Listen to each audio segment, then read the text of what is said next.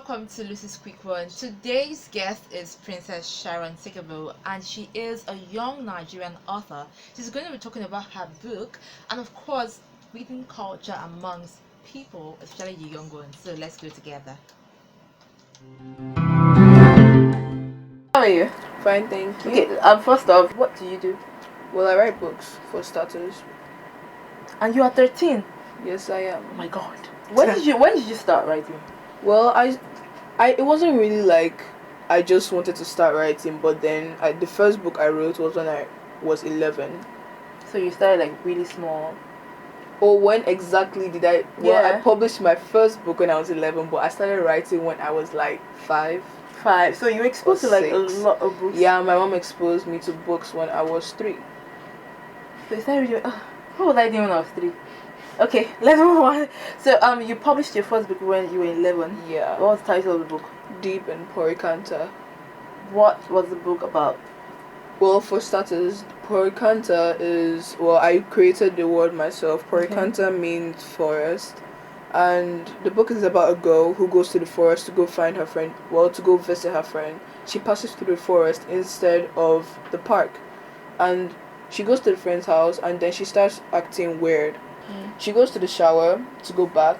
Okay, I'm literally talking about exactly. You're actually telling me the story. But let's move on a little bit. Now we have right now this new generation are much more focused on social media. They're not really looking at. I don't even remember the last time I saw a teenager actually carry a book. I'm just saying.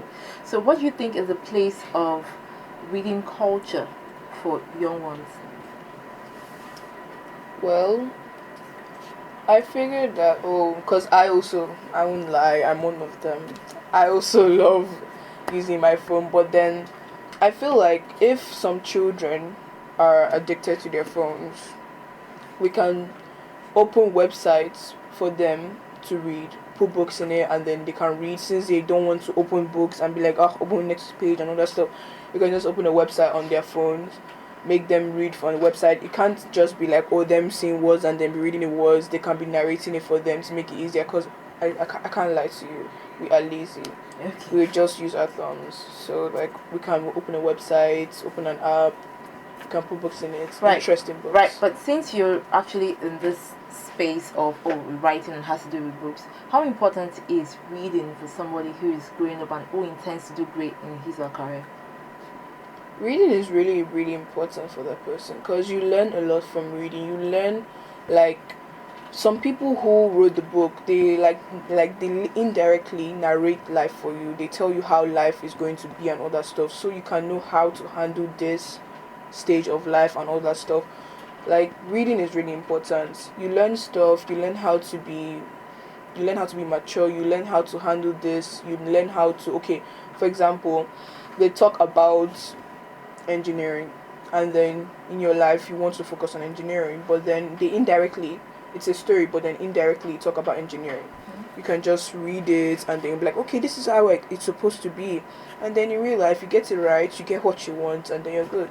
Now, I know you're young, but I would like to know, while trying to put your book out there, while trying to put your work out there, did you face any form of challenge while trying to do that? All right. When I was trying to publish my book, right? Okay. For my mom, there was a lot of challenges, because I didn't want to publish the book in the first place. I was just like, oh my god, in class, because it started from class. They told us to write a short story, and I'm like, it's 7 a.m. and all that stuff, and I find it interesting, my classmates find it interesting. I'm like, okay, let me continue with this. I go on the system and I start writing. My mom's like, ooh, this is nice, why don't we publish it? I'm like, no.